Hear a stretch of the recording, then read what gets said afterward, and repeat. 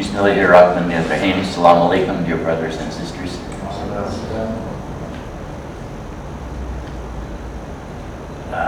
Before we go to the part where you ask me any things do you want to ask, I just want to go over the rules on that, just to be sure I understand and we all understand everything. Because basically everything on these pages looks very good, so there's no problem, not really any problems with it. I just want to be sure. Number one, about greeting each other with salam, with a salam. Also, this is not just each other, but very important when people come to the school, right, that the children give them salams. That is, I mean, it is very right for them to do, but also when people come to a school and the little kids give them a salam, they always feel very good. So instead of each other, maybe like everybody? Yeah, it's everybody. You can say everybody. And does anybody know what the rules are about giving salams? Like when do you have to give one? And who gives to who?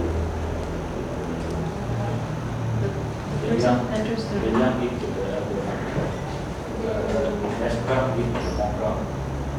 What if you are alone, you give the crowd. Not crowd, give to one. Then walking person to those who are sitting. Yeah. Then when you give salam, when you reply the salam, you should be a bit longer. Wait, what? Longer than the salam. The doa that you put the salam, the reply one should be a bit longer. Well, actually, technically, it's at least equal. It has to be at least equal, but preferably more so. And so even if you just say, Walaikum salam, but you say it with, Walaikum salam, you know. So even just to say it short, but then you do it with extra emphasis. So I mean, there are a lot of variations, but just technically, it only has to be equal, but definitely preferred to be more. Then you have to look straight to the face that you are giving salam. Don't simply look at the wall and give salam. Some people give salam, but the face is facing. It's not like it doesn't look as sincere. Then, I'm not mistaken, another one while the teacher is giving the lectures. It's not proper for salam.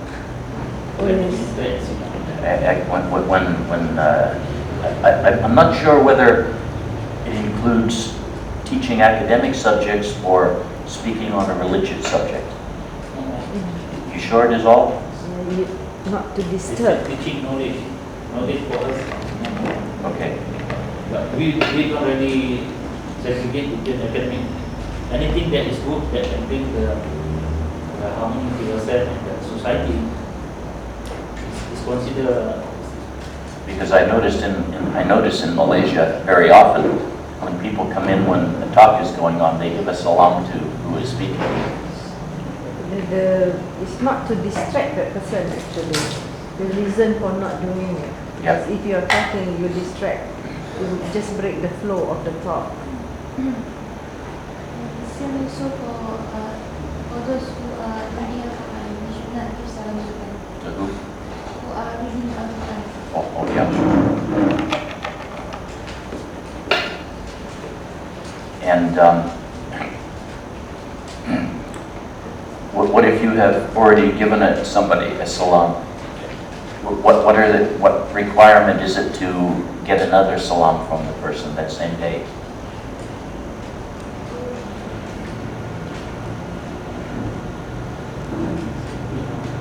How is that again? Like you come in and you give a salam, then I see you later in the same place. We can repeat the salam as many times as we can. Yes, it's a doa. I think supposedly, like even if you go to another room and come back, you're supposed to give salam. But I think, given that there are a lot of sort of rules about giving a salam, we need to teach this specifically. So this should be included, I guess, in the. Does this get included in Islamic studies? Like things, how to give salam and when? Yes. That would be included? Okay. This one of the very basic subject for children to give some. Now, just a little bit on the grammar here. There are two possibilities. See, it's titled Rules for Khalifah Model School, and then Khalifah of Allah, implying Khalifah of Allah, like greet each other with salam, right? So that semantically follows. Khalifah of Allah commands the right and forbids the wrong. When you're referring to the Khalifah of Allah, you're referring to all of them. So it would be plural, which would mean command the right and forbid the wrong. I think so. But it isn't exactly that way all the way down, I don't think. So anyway, let's take the S off, just to make it. It's not really incorrect this way, because it depends how you take. You could take Khalifah of Allah as one. Group, as one group. Or referring to what one should do. Keep the physical world clean and beautiful. Put everything back in its place after use. Do not say, actually, this might be better if it was, number 5 was made into 2. And instead of mean words, maybe do not say mean things. And then a separate one, be nice to each other.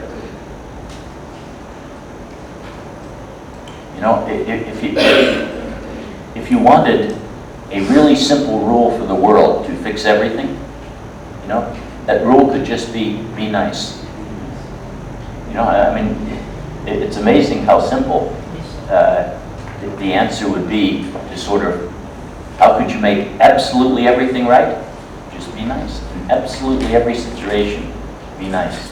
Number 7, though, is a bit of a problem. No noise.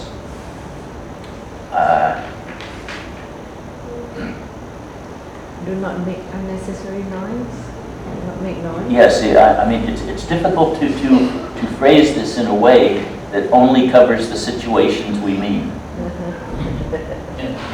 No noise. I mean, technically, when you speak, you make a noise.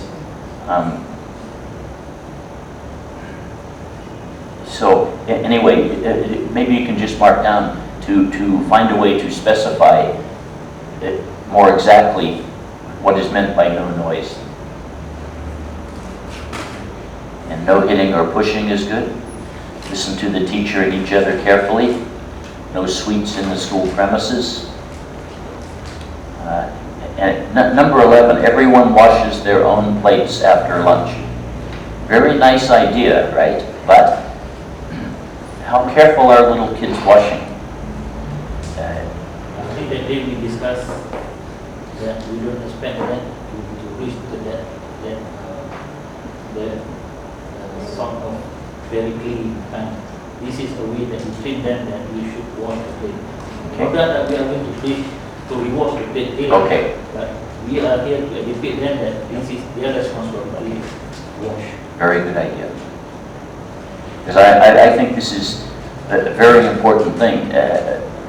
It's unfortunate that some people grow up feeling other people should do everything for them.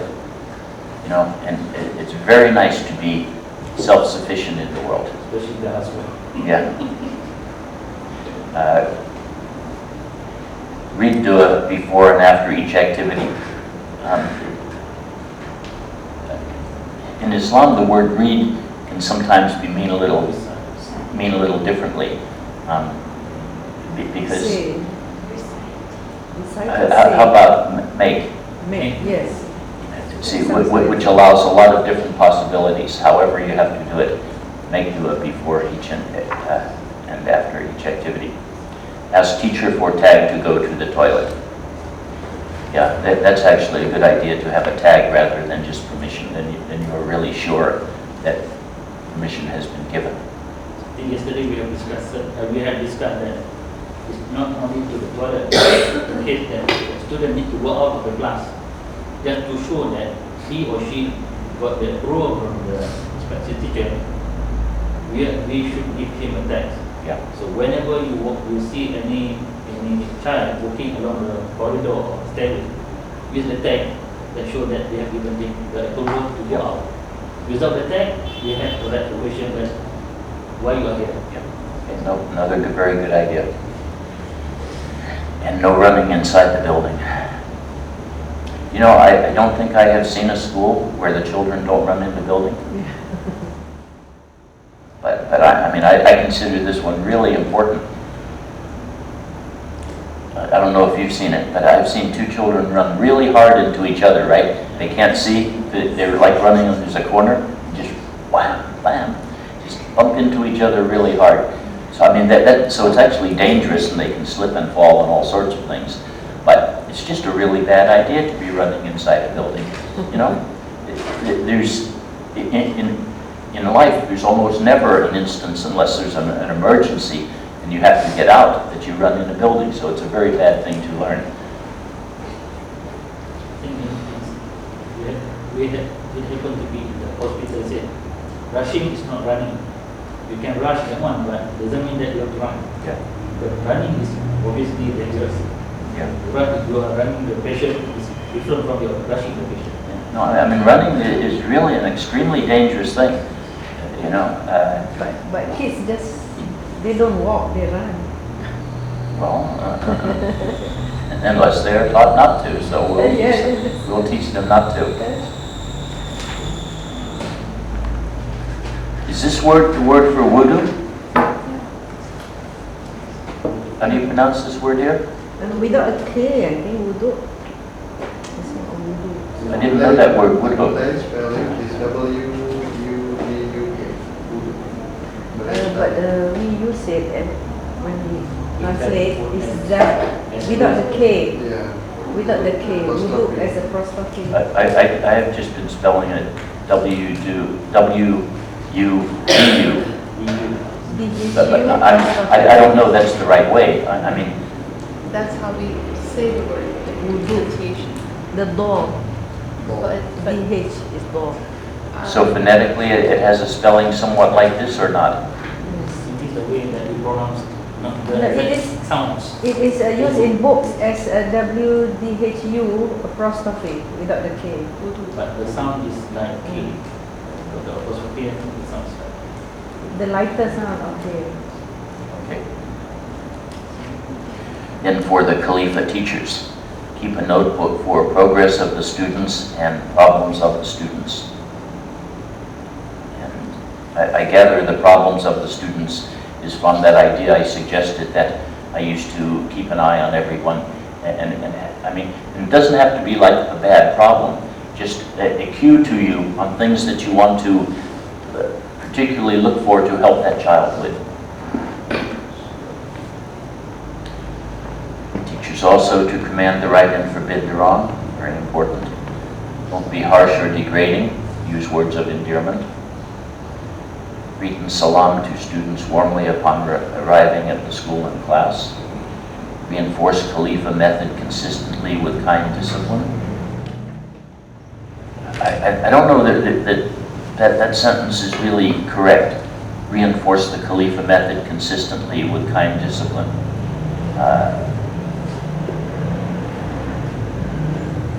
It's sort of, I mean, semantically it's fine.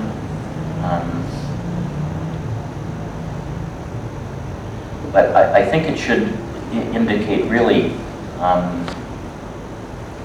correct wrong behavior with kind discipline, maybe. You could say reinforce Khalifah method by correcting wrong behavior with kind discipline. That would be better. That would be more close to, I think, what we want to say. So reinforce Khalifah method by correcting wrong behavior with kind discipline. Remind the children at least 3 times during a class that they are Khalifah of Allah. There was another 3-time thing that I had suggested. Did you discuss that one, or was it forgotten? The other one was to 3 times in a class relate Allah to something you are teaching. I think you can't avail an opportunity, you avail yourself of every opportunity. You really won't have to remember too much on the variable ratio to maximize learning, because we're setting up the whole system to be one. So it is all going to be based on variable ratio schedule. But it's nice to have it written down there, I think, just so you realize what you're doing by name. We are in the system. That's why we must know, because we are in the system. Yeah. Teach children how people learn. Create opportunities for children to speak publicly. Give dependable older children responsibility for certain younger children. On that one, when you give the dependable older children responsibility for certain younger children, what you want to do is be sure that you explain to the older child what kind of things you want them to say and what kind of influence you want them to be on the little kids. So you don't just assign them, because they might not exactly know what to do. So you need to be really specific. You know, Ahmed gets out of his seat a lot, and he doesn't seem to remember that he is Khalifah of Allah.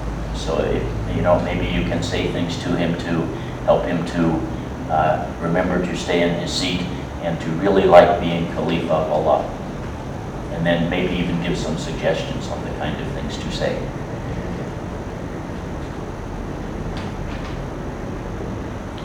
And have children teach much of what they have learned soon after they have been introduced to new knowledge, so information gets fixed in their consciousness.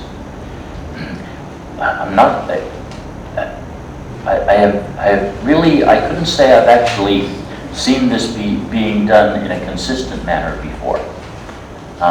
But I think it would be very valuable in our school if we can find a way to do this consistently. Because consider how much more teaching would go on if you have the children in the classroom who have learned some subject, teaching it almost immediately, or you know, I mean, within some relatively short period of time, a day, or within a day or so, to some other children. Because since you're not going to be standing in front of the class giving lessons to the whole class very often, I mean, sometimes you will, right? There's things you need to teach to the whole class and are appropriate to teach to the whole class. But you're going to be spending a lot of your time going around working with different groups. And while you're doing that, if there are other children who are also, you know, telling somebody, some other kids, some things they have just learned, they almost become like extra teachers in the class. So there's that much more learning going on. So you'll have to among yourselves find out a way to make that work smoothly. We don't want to take too much time away from the kids who, I mean, you know, say for instance somebody is like super bright in the class. We don't want to them to spend too much of their time teaching what they know to others, because they still have to have plenty of time to do their own work. So you'll need to find a way to make this work to everybody's benefit and work smoothly, and try and do it as consistently as possible. So this will take some trial and error. Teach children how to deal with bad situations they might be confronted with in the real world. Has anyone here got any, has had any like drama training or anything like that?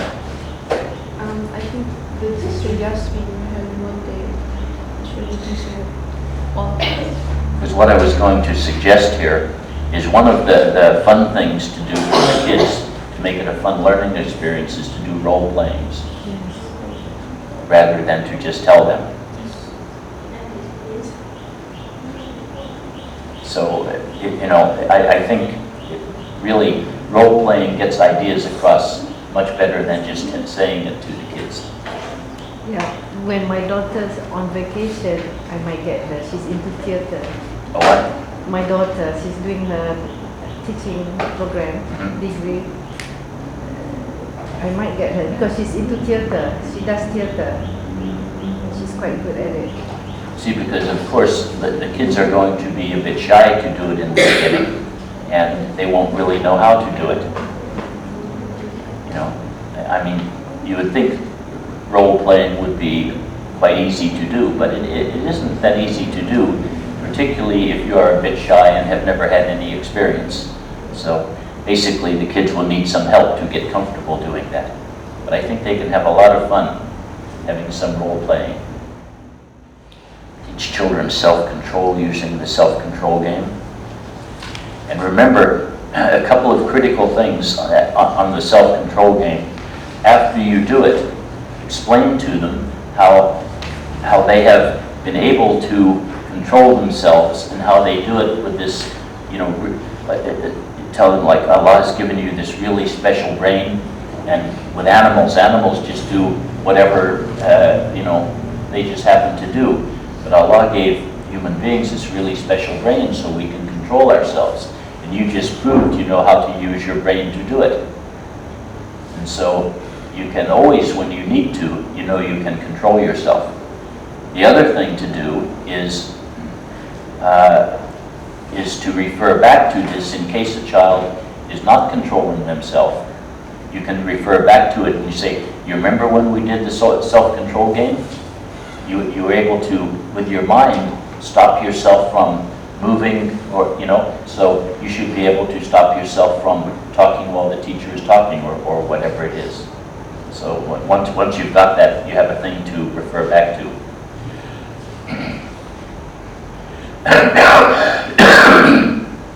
Teach the children logic using simple examples. You can come up with some on your own, but like I said, you might have to have a look on the internet to find some. But they're not all together in one place. The child loves you, he'll do everything that you ask him to do, making life easier for everyone. And this is basically saying all the teachers have to have a really good relationship with all of the kids. Never forget, we want the children to love everything they are taught in school, yes. In a way, it is even more important to love the things than to know the things, because this has to do with the importance Allah puts on intent. That if you pray and you didn't intend to pray, or you pray for a wrong reason, you don't get reward. So intent is critical to getting reward.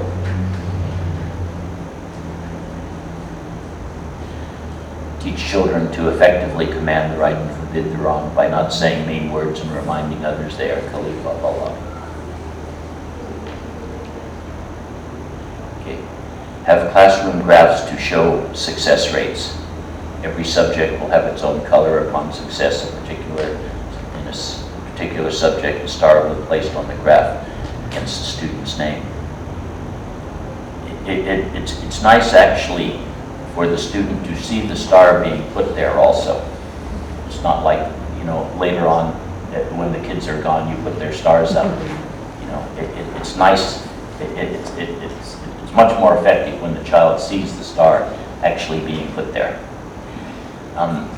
Did you discuss whether or not all of you will use the same kind of graphs, or will you have different kinds of graphs? I mean, there's sort of benefits both ways, right?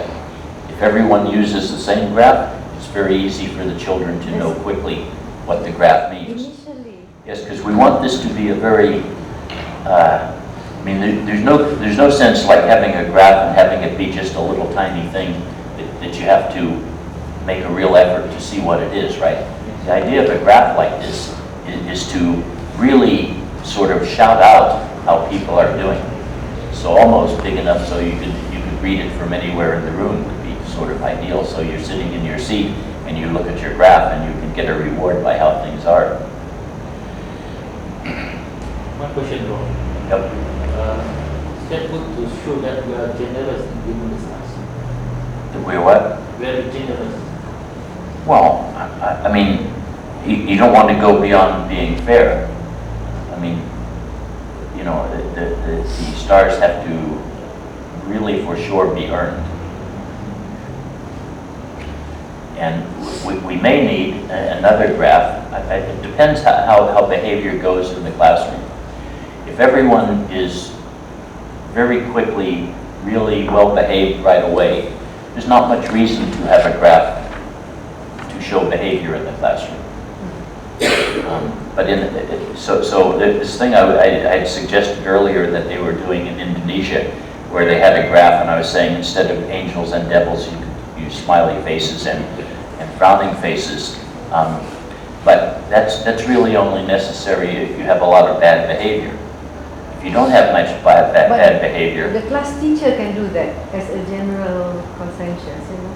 One extra nice day, the class teacher can put a smiley there on his name, on the same graph, which indicates like good behavior, extra good behavior. And I think it will be nice if, say, I'm teaching English and he's teaching science, and I see the graph that he did well in science, he managed to get a star, I just comment him on that, it makes him real happy. To have another teacher say, oh, you got a star for your science. but these kids may be getting lots and lots of stars, you see, Yes. because we're going to be breaking down the material into small units. So you'll have to consider on the graphs that you have plenty of room for as many units.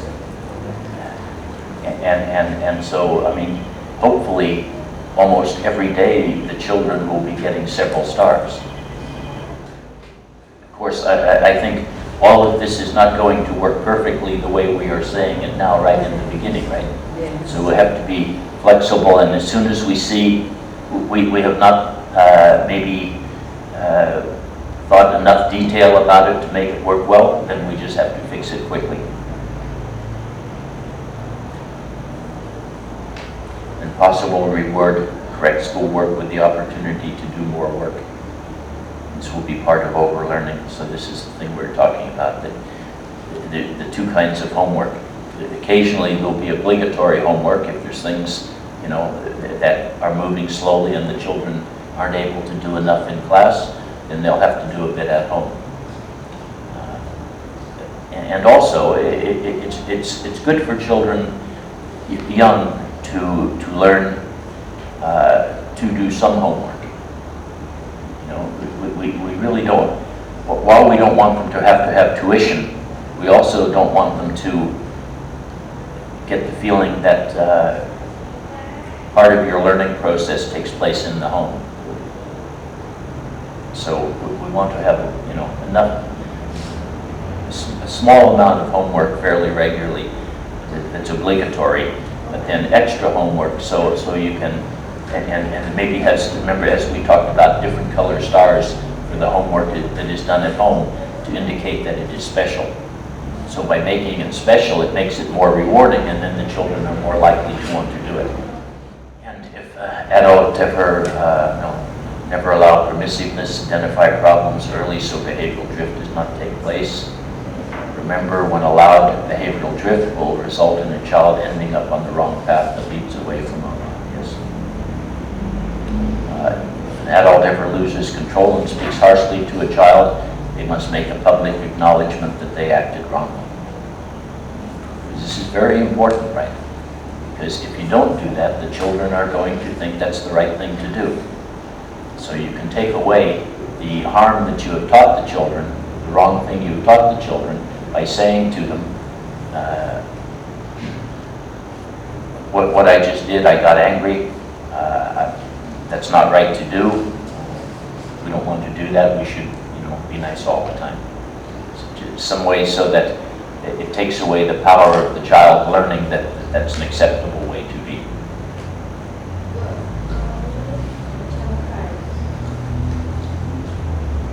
What? They cry if you said something harsh to them? Or just cries?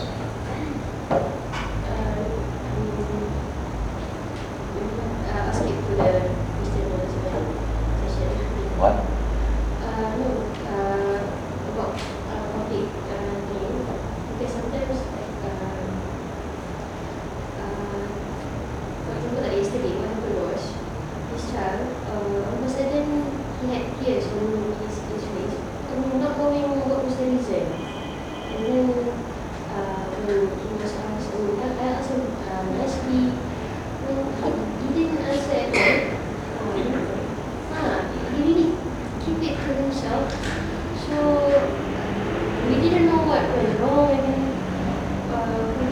again.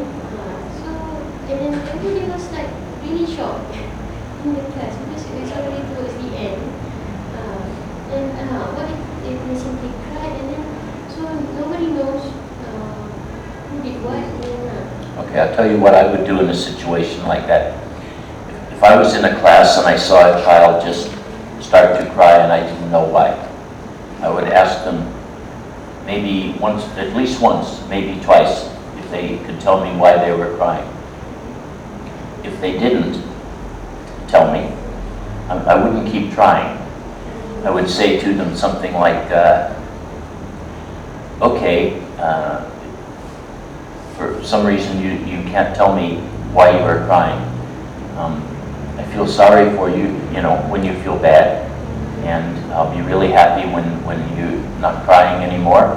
And if later you want to tell me why you were crying, then I'd like to hear it. And just leave them alone and let them go, so they don't get too much attention for it. Basically, and the same thing is true like if you're on the playground and somebody falls over, and what I used to do with the kids on the playground, because little kids are going to fall over a lot on the playground. So you just check them quick to see if they are actually injured. If they're not injured, don't make a big deal over it. Just say, oh no, there's nothing wrong. You didn't really get hurt, that's good. And then just go away. So they don't get the idea that there's lots of reward for getting hurt. But isn't when if they were crying, isn't it going to affect other students, because they will somewhat take a glance of the child and kind of distract a bit. Well, no, but you can just say to the class then, right? See, the thing is, you remember I say over and over, you always deal with everything in a way that will make things the best. So if it is going to be a problem, the child, the other kids watching, you say to the other kids, Ahmed must feel sad right now, so he needs to cry for a while. That's okay. We'll just go on with our lesson, and when he's finished crying, he'll join us.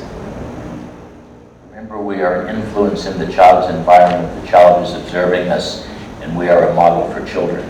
Therefore, we must be the influence that takes them to the right path. So, I mean, basically, this is a nice experience for everybody to get to practice in their lives, living with correct Islamic akhlaq, in sort of constantly, which is a really nice thing to get to do. And what's this next one? I didn't understand. Giving children cues. This is what we discussed with Rashida the other day, to have signs saying, put your shoes here, or reminding children who forget. Rashida, could you explain that? For example, I remember that last time students like to rush, and then they just throw up before they start learning, and then just rush into the paper lodge. Yep. So it could be the same, because children forget. Will be the same for sure, unless we direct them otherwise. So I think the cue means signage, or Okay. always reminding, and then the cue will fade somewhat. Yeah. And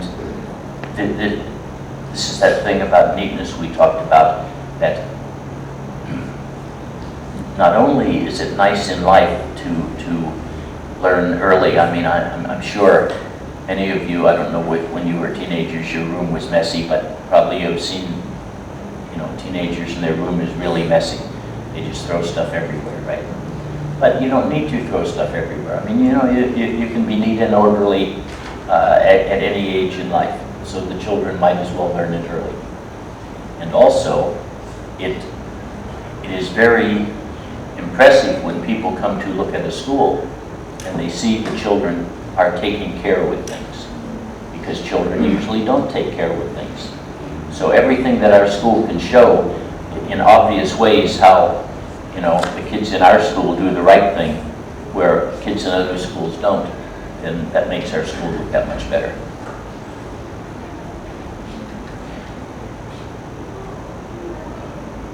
And next one is about practicing meekness and everything. Yep.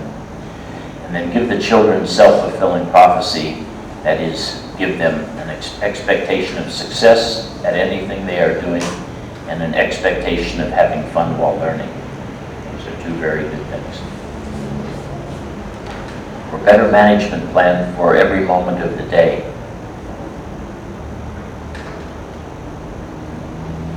For better management plan for every moment of the day. Yeah. Yeah. See, it means there's to be, like I use the term structured, there should be no unstructured time. In everything that children are doing, they should know that there is a right way to do it. I mean, which is even, there's a right way to be once you get on the school grounds before school starts. It's not just open to do absolutely anything you please. There is, you know, a set of rules there. Same thing in after school waiting for your parents. There are a set of rules for what you do then. So for all the times. You can plan activities for free time. One thing, very important thing that I notice is left out of these is the fact that the children are to join with the teacher in managing the classroom behavior. So that needs to be added to the list of the things you do. So you show the children how and then encourage them and let them know that it is part of their responsibility to be sure that behavior of other kids in the classroom is good, and also to help other children to progress academically, you know, by encouraging them and even sometimes helping them. So we want them to understand that everybody is responsible for all the things that go on in the school. And I think that comes very close to covering it at this point, you know, other than some specifics that will come up when we are actually doing the school. Pretty much I'd say you did a good job in picking out from all the things that I have said. That was the only one that I noticed that I can remember that got missed. But that is a very important one. So on the first day of school, have you talked yet about what will actually happen on the first day of school? Like when the kids come into the school? The first thing, they're going to have a meeting all together? Even before that, we plan to have 2 days on the weekends. We allow the parents to bring the child to the school so that we can show. We can't really because the school's not ready. We don't want them coming This to the is school. just before the school is about to. The last weekend Right. before school. Oh, it's because you just said before that. Yeah. See what? We allow them to come here and then for today because we can't have 1 day, otherwise all the parents will come to them for that. We allow them to come, then we are here. Then we can show them the various places. That this is their class. Already the training is already there. Everything. Get them Tour of excited. school. Yes, they will get quite excited. They know that the parent. We show the parent this is the washroom, this is everything. Then we are telling them the first day that we are reporting to the school, we are going to be here. So when the parent come on the first day of school, they know definitely Yeah, the children. that day we are going to have the first assembly. It's only for you to tell them on the first day of school, this is toilet, everything, the classroom. They are told upfront that this is their class. The name will be there. With their parents. So that's if we can get them to come. Not We have everybody 2 days can. because we can't have 1 day. So But it's the normal practice to have orientation for a day before school, even in government schools. Okay, good. we believe 1 week before the class start, we are ready. The school is ready for everything. Are there among parents who might be potential parents who like to come in and join the class, not only to join the class, but sometimes you know how a little bit destructive Yeah. certain some parents can be. Are there Well, you see, we'll have to have a plan for the way parents come to the school. Because to all the parents I've said, we really won't like parents to just come in and sit and watch. Right? If parents come, they really need to sort of participate as helpers in the classroom if they want to be in the classroom. Well, I think for the first few weeks, I don't think it's wise to have parents to come in. Then the kid would always, he gets a pattern that his parent will be there with him throughout the day. Once, we can only do that once he gets used to being in school. Otherwise, he would want his mother every day then. I'm not sure that's the case, but almost all the parents are both working anyway, so it's going to be hard for them to do. There'll be some parents who wants to be around if it's their first child in So school. there's not going to be a lot. Anyway, we have to have enough flexibility to let everybody do things in a way they are happy if they don't disrupt us. Another way that we want to show that we are committed to this concept. When they come and visit and they bring the child, we are going to show them that the child name is already in the class. He's ready to come and learn anytime. So we are going to show them that both the parent and the kids that his name is already in the class. We are here, we are ready to start learning together. What the reward system, everything is on board. We are going to explain to the parents in that if your child do something good, you shall be a reward. The name is ready for us to put the star, everything. We see the class, the environment is there. We are about to ready. We are about to launch anytime that is launched. I think the parents are going to be really eager to push their children. We are telling them that we are committed to this concept.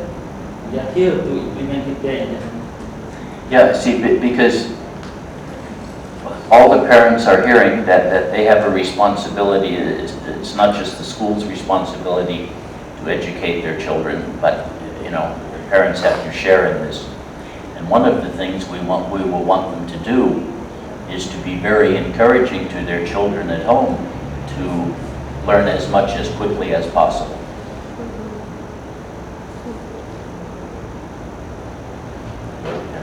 Some parents, I think, will like their children to move very, very fast. It's going to be interesting to see how fast the fastest child in the school can move. Well, because we have quite a few, right? Those who are supposed to be in primary 4, but then because we only have primary 3. Yeah, I think there's 3 or 4, Uh-huh. at least 3, maybe 4.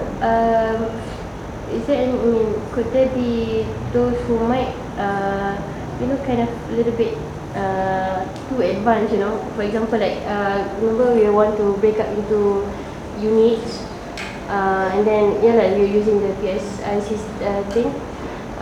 What if some finish off earlier than we expect? Does that mean that we have to prepare beforehand, just in case they... Yeah, I mean, there are going to be, through the year, I would not be really surprised if some kids don't make it up to standard 6 in some subject. I think it's very possible there'd be somebody in the school get up to standard 6 level. Within a year.